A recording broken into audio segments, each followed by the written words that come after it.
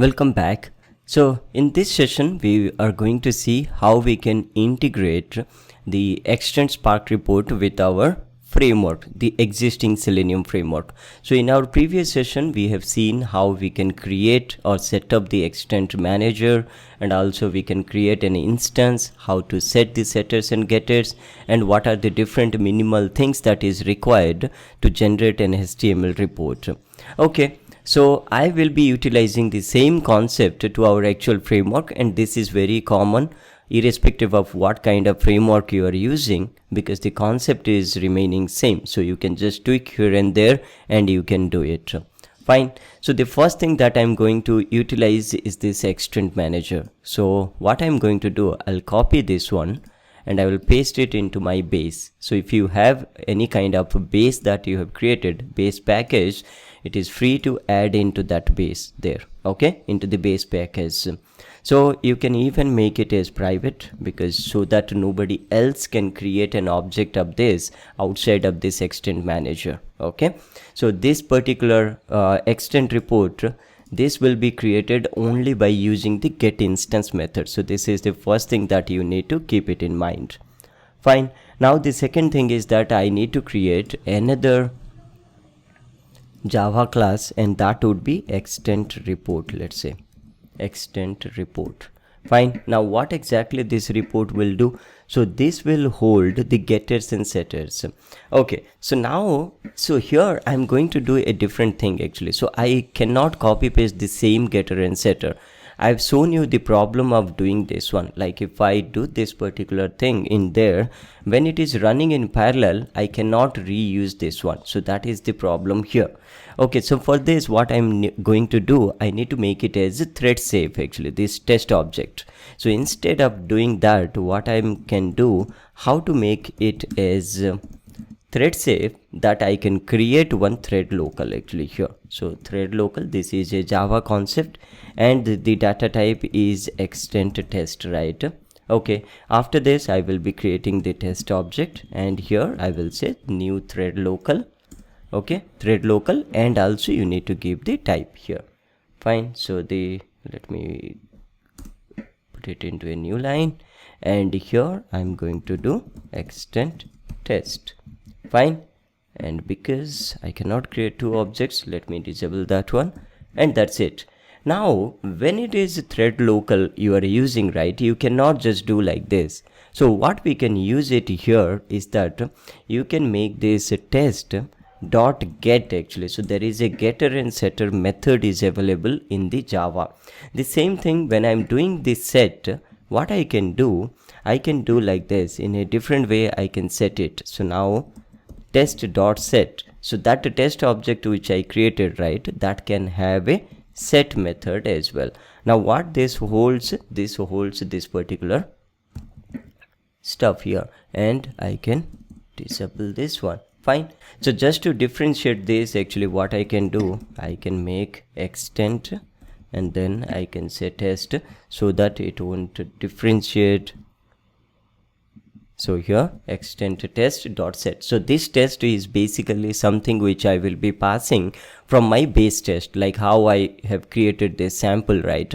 Now see, the same thing, I have a concept here, right? If you see into this base test, what I'm doing here, so this is basically like, what is this? So before class it is happening. So if you see the concept that we have utilized in our framework, each class will be holding one test method here. So here also one more thing is there. So it means that the before method or before test, both are same actually for me here. Okay, so that is what I'm going to utilize, the same concept. So here what I'm going to do, I'll put itest result. Okay, and I will say result, and now I will be creating one that to set that extended report, right? So here I will be utilizing this one, which is basically I can copy paste this concept, right? So these two things I can utilize it. So I can control C, and let me go to my base test, and here you can do before browser or maybe towards end, whatever it is there. Because it is not depending on your driver object, right? So you can use it anywhere. So I can create this one here, Okay, and then here you can see set test. Now this set test is nothing but the thread local set test, right? So here what I'm going to do, instead of extend, what I'm going to do, extend report actually, because that's where actually I have set up. So extend report, and now if I do go to this, and then you can see this is nothing but the thread local.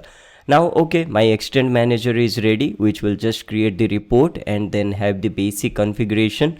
Now this report is holding the getters and setters for and with a thread safe actually. Fine, so my extend report setup is done. Now how am I setting? I am setting up with a before class. The same thing what I'm going to do, I will be using one tier down. So this is basically to close your driver objects, right? But I will be creating one after shoot, and which will help me to flush that actually. So because I need to flush the report as well, right? So let me put this as a spark flush, some method I'm making it here, and inside this what I'm going to do, extend manager this time, because I'm going to take the extend report actually. So dot get instance, which will be giving me the report dot flush. Okay, I can do like this. Now so the thing is that now let's say that I'm running my test cases here. See, this test login already is extending this base test. So let me quickly run these two test cases, test login and test login invalid, and see that the basic report is generating or not. So for this I will go to this testNG XML, and here I'm going to comment these two things, and let's enable this test login and then the invalid as well. Fine. Now at this moment let me make it as parallel also, because see, we have set up two things. One is setting up with our project the Selenium framework, and also we have handled this parallel issue with this Spark report, right? Now I'm showcasing it with a parallel run with these two test cases. So right click and then run this test.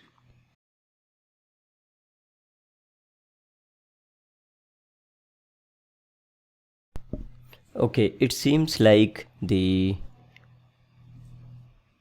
before class doesn't accept the before this iTest result. So if you go to this base test and if you go to here, so it doesn't accept this before class, doesn't accept the iTest result. So for this what we can do, not a problem, what we can do, we can create a new method here, and that would be before method actually, which will accept the.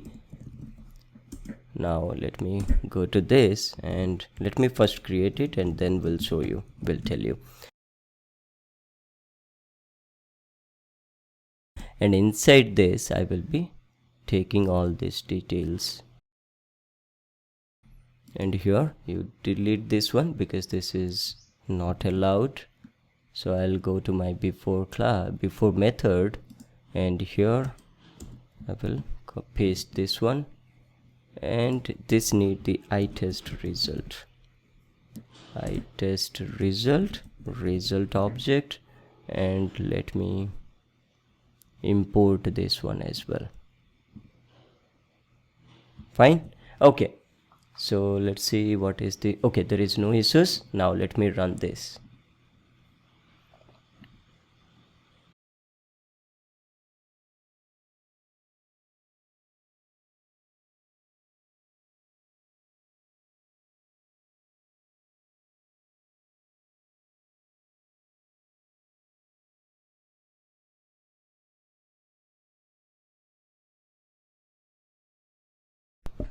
And the test case is run successfully. Let's see the result here. Now if I go, there are two test cases which got passed because I have executed one invalid and valid, and as per that the application worked fine. Now let me go to the Spark report and see how my Spark report is generating now. Is it really handling the parallel run or not? So as you can see now, both of these test cases got passed. See, at this moment there is no, I didn't send any kind of report actually to this, any kind of logs. It's just taking the maven param test, the test case method name, and all the details have added as it is only. Now let me show you how you can add certain logs into this particular test case as well, into multiple test cases. See, now what happens, you can take any number of test cases into your testng XML, or whichever way, MV and test, whatever different ways that you can execute your test cases. Irrespective of number of test cases, you don't need to do any other changes. Your report will be generating. It will show the number of test cases, the status, the time taken. By default, it will show with our current configuration, whatever we have done with these 3 different file changes. Fine. Now the question comes, how we can send different parameters or logs to my test cases. So for this, actually what we can do, we can utilize one concept here. If you go down, so let's say that I want to go in the test login page. Let's say I want to say something in the sense, let's say if my wait for product is successful, then I want to send a log message to the HTML by saying that the login becomes successful. So here what I'm going to do, I will use the extent report actually. So extent report dot get test, okay, and then I will say dot, and it will expose all the logs. Now let's say that I want to send a log, and which is just a info message, and the info message would be, let's say that login successful. Okay, now I can send this one. The same thing, let's say I will copy paste this line of code, and what is the error it is showing? No errors. Okay, now let me go to the invalid, and here let's say that if it is not going to, let's say that after it is waiting, now here it will say that login error, something I'm showing here. So this is my log. Now this is just a informational message only. The same thing, let's say in the login page, I told you, right, any kind of files we can send the log messages to the HTML. So the same concept, let's say that after this username click is successful, I can do like this, extent report dot, I will say get test, and I will say dot, and I will say log, the same thing. Now here I will say status dot info, and I will say that enter username. I can do like this as well. Okay, and now this status, I'll make it as import. Fine. Now, so I mean, I'm just showcasing you, like you can send like this log messages to the HTML. So these are the basic, the same thing you can have status dot pass, fail, whatever you want, you can do there as well. The same thing what we can do in our base test. Let's say that if a test case is failing, but you want to send some kind of the exceptions to your HTML report. So for this, what we can do, there is something called after class is there, right? In the after class we can do, or into the before method also, after method also we can do. But let me showcase you by doing after method actually. So let me copy paste this one, and I will make it as after method. Okay, and here I will say Spark test result setup. Okay, I'm doing like this, and this is just remove some kind of method name you need to give there. That's it, no other concepts there. So here what I can do, like let's say that if my test case is failing, let's say that result dot, and let's say that if it is failing, so here I will say, let's say is success, and if my result is not success, let's say that it is failing, then what I can do is that I can utilize the same thing here. So extent report dot get test dot log, and here what I can do, status dot, see in this case it will fail. Okay, because if it is unsuccessful, then it should fail my test case, right? So here I will say that test case failed edge, and here I can give the reason as well. So I will put a plus, and then here I will say result dot get throwable message. I can do this, so you can say get throwable. Okay, that's it. Now what this will do, if your test case is failing, then it will send this message to your HTML report. Now for this, to prove this, because these test cases are all passing, I cannot showcase this one, right? So I'm making an intentional fail to this particular test login actually. So here what I'm going to do, let's say that there is a valid password, right? Let me make sure that this password is I'm giving some incorrect password here. So let's say secret sauce. So let's say secret sauce 1. So this will fail my test case because it won't log in, but then it is expecting the product page should appear there. Fine. Now let me quickly right click and then run this particular test cases, and also this will run in parallel.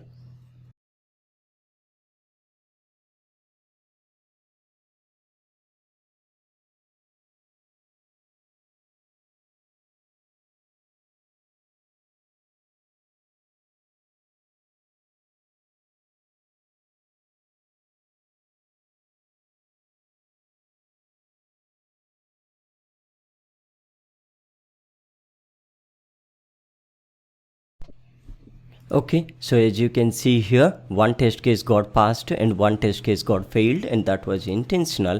Now let's see how the Spark reporter is generating the exception into the report as well. Okay, so let me go to the Chrome, and as you can see, the first test case got failed. Okay, that wasn't okay. So if you see that this first test case got failed, the username is entered, but somewhere actually the password is incorrect, and you can see whatever the message that I wanted to send to this HTML report, that got here added. Now on the second test case, everything was good, so that's why it becomes successful actually. And login error was intentional, that's why it was an info message that I have added. So how do you want to add the tags? You can add into a tag, or we can call it as the logging labels. Okay, so that is how. Even you can attach the screenshots also to the specific test cases, to specific steps as well. You can do that. That is one of the Spark reporter feature is there.